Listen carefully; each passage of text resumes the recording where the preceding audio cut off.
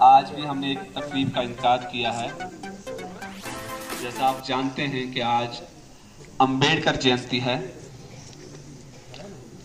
जो हिंदुस्तान के एक मशहूर कानूनदान और दलित रहनुमा, जिन्होंने दस्तूर साज़ असेंबली के मबाहसों से हिंदुस्तान के आइन का मसूदा तैयार करने वाली कमेटी की सरबराही की।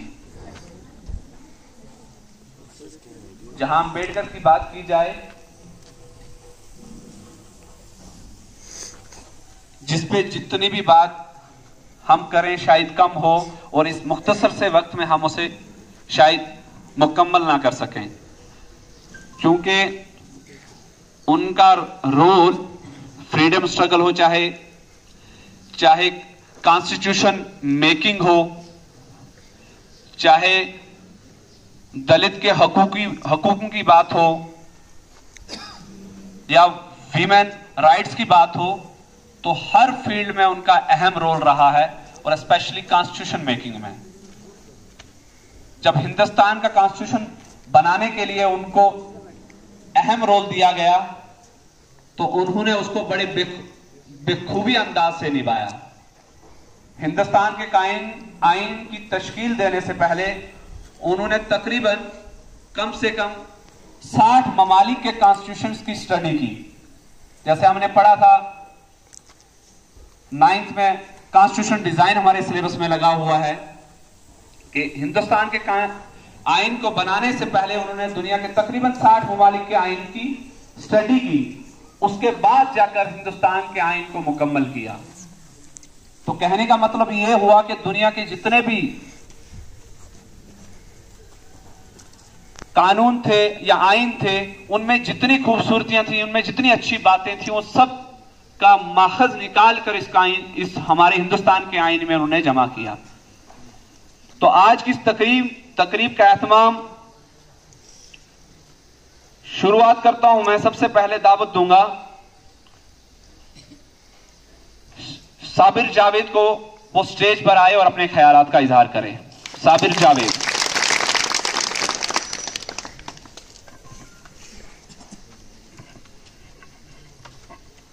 काबिले इज्जत जनाब प्रिंसिपल साहब, also known as the father of Indian Constitution. Dr. Baba Saheb Ambedkar was born on 14th April 1891 in Mahau, Madhya Pradesh. His childhood name was Bhimrao. He was an intelligent and hardworking student. But as he was born as Shudras, meaning untouchable, his experience caused discrimination right from his childhood. By the quality of his hardworking determination and commitment, he earned several scholarships to support his education. His teacher gave him the surname Ambedkar in school records. He received a degree in Masters of Arts and doctorate in philosophy from Columbia University, and he became a barrister and got a doctorate in science also. Baba Saheb Ambedkar had decided to launch an active movement against untouchability on the grounds of the agrarian bill. The term Harijan. Ambedkar felt bitter that he could not have any say in what they were called. In 1947, when India became independent, the first Prime Minister, Pandit Jawaharlal Nehru, invited Dr. Baba Saheb Ambedkar, who had been elected as a member of the Constituent Assembly from Bengal, to join his cabinet as a law minister.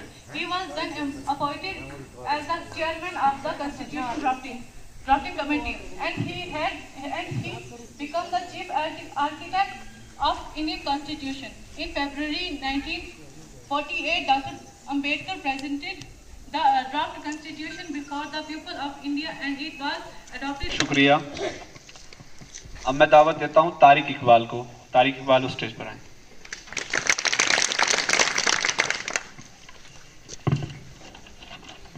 काबिले इज्जत जनाब principal sir, बदीगर उस्ताद इकराम और मेरे प्यारे भाइयों और बहनों, अस्सलाम वालेकुम।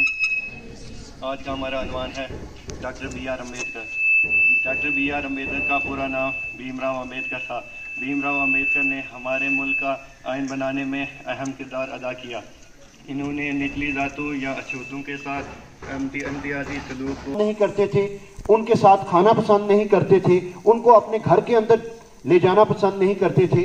तो उसके बावजूद अगर उन्होंने इतनी मुश्किलात के बावजूद अपनी आला तालीम हासिल की, पीएचडी उस दौर में की जब मैट्रिक पास लोग हमें नहीं मिलते थे। आपको पता होगा जो हिस्ट्री पढ़ते हैं कि हिंदुस्तान की तहरीकी आज़ादी जब उरूज पे पहुंची तो अंग्रेजों ने 3 कॉन्फ्रेंसेस की, जिनको राउंड टेबल कॉन्फ्रेंस कहा जाता है, गोल मेज कॉन्फ्रेंस। ये 1900 सरफराज साहब मुझे करेक्ट करेंगे अगर मैं गलत हूँ, 30, 31, 32 में या 29, 30, 31 में हुई है।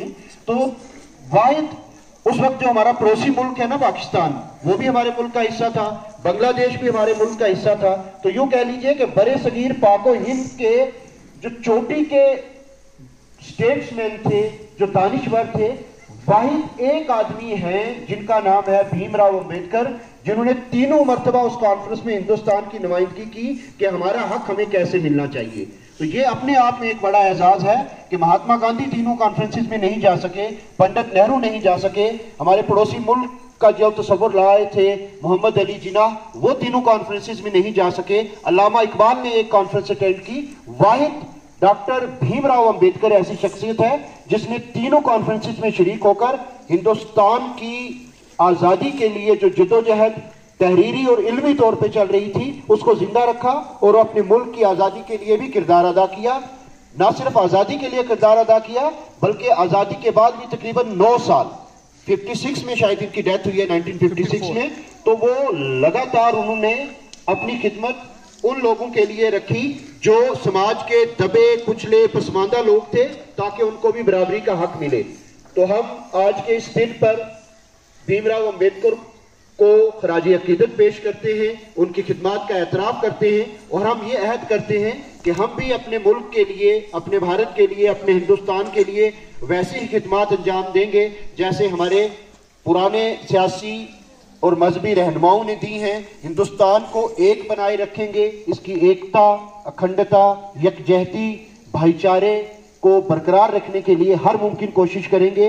यही हमारा सबसे बड़ा खराज अकीदत हो सकता है डॉक्टर भीमराव अंबेडकर को। सिर्फ इतना नहीं है कि हम ये याद कर लें कि वो किस दिन पैदा हुए, किस दिन इस दुनिया को छोड़ा, कहाँ कब तक किस मजहब को मानते रहे, फिर किस मजहब को माना। हमने उन्हें बहैसियत हिंदुस्तान के ऐसे सपूत की शक्ल में खराज अकीदत पेश करना है जिसने हिंदुस्तान से अनपढ़ता, जहालत, नफरत, छूत-छात, भेदभाव को ख़त्म करने के लिए अपनी पूरी ज़िंदगी वक्त की और उसमें कामयाब भी रहे। मैं सलीम साहब कोलीग्स का बहुत शुक्रिया अदा करता हूँ, प्रोग्राम का इस तरह की एक्टिविटीज़ में बढ़ चढ़ कर हिस्सा लेंगे। एक बच्ची ने हमारा जो फोक सॉन्ग है,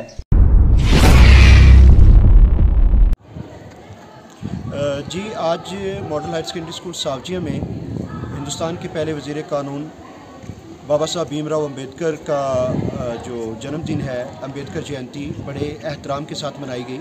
इस सिलसिले में मॉडल हायर सेकेंडरी स्कूल सावजिया में एक प्रोग्राम मुनक्किद किया गया जिसमें 7 के करीब बच्चों ने बाबा साहब की जीवनी, उनकी जो कंट्रीब्यूशन है toward Indian society, towards Indian constitution, उस पर बात की। इसके अलावा मेरे जो कलीग्स हैं उन्होंने बाबा साहब की लाइफ एंड वर्क्स पे बच्चों को जानकारी दी।